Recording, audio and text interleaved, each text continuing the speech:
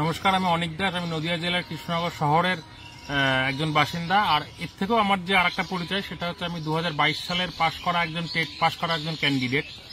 তো আমাদের 2014 এবং 17-র পরে 2022 সালে একটা টেট পরীক্ষা হয়েছিল। সেটা যথেষ্টই ফেয়ার পরীক্ষা হয়েছিল, কারণ এর যে ডুপ্লিকেট ওএমআর সেটা আমাদের কাছেই আছে।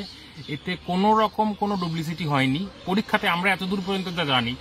এবং তারপরে হচ্ছে গিয়ে 2022 সালের পরে 23, 24, 25 আজকে 3 বছর। আজকে 2025 সালের আগস্ট মাসের 2 তারিখ আজকে।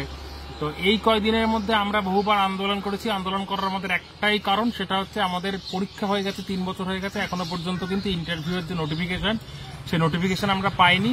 ফলত আমরা স্কুলে যেতে পারছি না, বাচ্চাদেরকে পড়াতে পারছি না। তো এর যে প্রধান বাধা সেটা হচ্ছে আমাদের ইন্টারভিউ নোটিফিকেশন। তো আমরা এই যে নোটিফিকেশনের দাবিতে আগামী 19শে আগস্ট মঙ্গলবার কলকাতার এপিসি ভবন ঘেরাও একটা আইন অমান্য আন্দোলন করতে চলেছি আর কি। তো সেটাই আমি তো অবশ্যই যাব, এবং আমি আশা করব যে আমাদের সহযোদ্ধা যারা 2022-এ টেট পাস করেছে তারা সবাই যেন এতে যুক্ত হয় এবং সবাই একসাথে পা মিলিয়ে, কাঁধে কাঁধ মিলিয়ে একসাথে আন্দোলন করবে। এবং কথাটা হচ্ছে যে আমরা যদি আন্দোলন করি তাহলে নোটিফিকেশনটা কিন্তু আমাদের সবার জন্যই আসবে।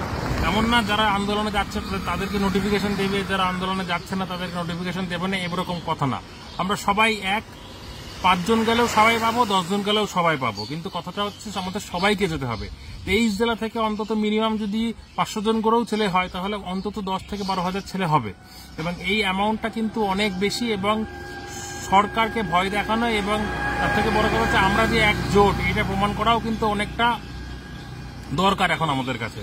অল্প কয়েকজন গেলে হবে না, তার কারণ হচ্ছে পুলিশ, আমরা আগেও আন্দোলন করেছি, পুলিশরা আগে বলে যে তোমরা এত অল্প জন এসছে, এত অল্প জনে আন্দোলন হয়। ওই জন্য আমরাই কিন্তু নিজেরাই কিন্তু অনেক দুর্বল হয়ে যাব যদি বেশি আমরা সংখ্যক না যেতে পারি। ওই জন্য আমাদের প্রত্যেকের উচিত সবাইকে যাওয়া এই 19 তারিখে।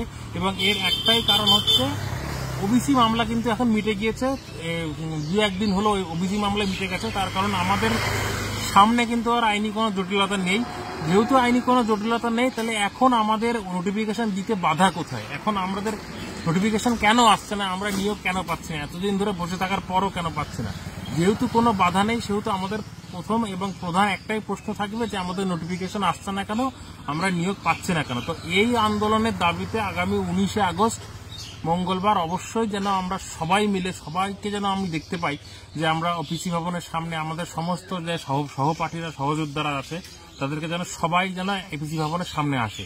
তো এইটুকুই বক্তব্য সবার কাছে। এবং এই বক্তব্যটার একমাত্র, এই ভিডিওটা করার একমাত্র উদ্দেশ্য যেটা, সেটা হচ্ছে যে অনেকে ভাবে যে না, আমি কলকাতায় যাব, আমি ভবিষ্যতে চাকরি করব এবং আমার কোনো রকম কোনো সমস্যা হবে, পুলিশ ধরে নিয়ে যাবে। পুলিশ কিন্তু কিচ্ছু বলে না, তারা আমাদের পাশে থাকে, আমাদের সাথে থাকে। তাদেরও কাজ আমাদের ধরে নিয়ে যাওয়া, বা তাদেরও যে কর্তব্যটা, সে কর্তব্যটা তারা করবে। কিন্তু এর পরেও কিন্তু আমাদের কোনো রকম কোথাও কোনো সমস্যা হয় না। তো সেই জন্য অবশ্যই চাইবো আমরা যার জন্য আছি সবাই 19 তারিখে এপিসি ভবনে আসি এবং আমরা একটা আন্দোলন করি যাতে আমাদের নোটিফিকেশনটা আসে এবং নোটিশটা আসে। আমরা নোটিশ না আসা পর্যন্ত কিন্তু আমরা সেই জায়গা থেকে উঠবো না, এটাই আমাদের ব্রত হবে। তো চলো সবাই মিলে 19 তারিখে দেখা হচ্ছে কলকাতার ময়দানে।